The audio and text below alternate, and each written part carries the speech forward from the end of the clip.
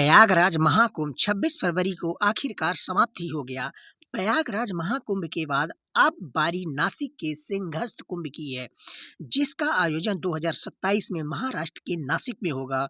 वहीं महाराष्ट्र सरकार ने इसकी तैयारी शुरू कर दी है, जिसमें बुधवार को महाराष्ट्र सीएम देवेंद्र फडणवीस की अध्यक्षता में सिंहस्थ कुंभ मेला 2027 की तैयारियों को लेकर एक हाई लेवल मीटिंग की गई है, जिससे अलग-अलग विभागों के मंत्री और अधिकारी शामिल रहे हैं।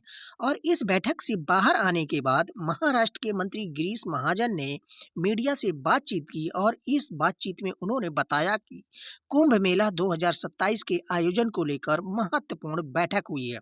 मंत्री गिरीश महाजन ने बताया है कि प्रयागराज महाकुंभ से सबक लेते हुए हमने नासिक कुंभ की योजना बनाना शुरू कर दिया है।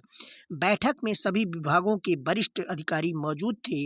रेलवे और नागरिक उड्डयन के अधिकारी भी मौजूद थे, जहां नासिक की सड़कों को चौड़ा करने और नासिक रेलवे स्टेशन पर प्लेटफार्मों की संख्या बढ़ाने और नासिक हवाई अड्डे पर निजी विमानों की पार्किंग पर चर्चा की गई है। मंत्री ने आगे बताया कि नासिक रिंग रोड परियोजना के लिए काम शुरू किया गया है, जहां प्रयागराज में हमारे 25 अधिकारी मौजूद थे, जिन्होंने हमारे साथ अपने अनुभव साझा किए हैं। पर्याप्त बजट आवंटित किया जाएगा और हमें उम्मीद है कि नासिक कुंभ में लगभग 15 करोड़ लोग मौजूद रहेंगे। तदनुसार कदम उठाए जाएंगे। साथ ही प्रयागराज कुंभ की तर्ज पर एक अलग कानून बनाया जाएगा। नासिक में होने वाले सिंहस्थ कुंभ मेला 2027 को लेकर आयोजित बैठक में महाराष्ट्र के डिप्टी सीएम एकनाथ शिंदे मौजूद नहीं थे।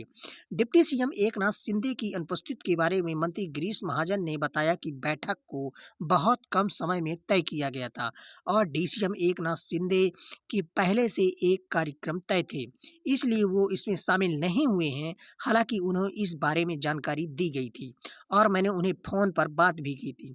मंत्री गिरीश महाजन ने आगे बताया कि मुझे नासिक कुंभ मेला मंत्री बनाया गया है, जिसमें मुझ पर और नासिक के पालक मंत्री का अतिरिक्त पद मिलने से मुझे कई काम आसानी से करने में मदद मिलेगी।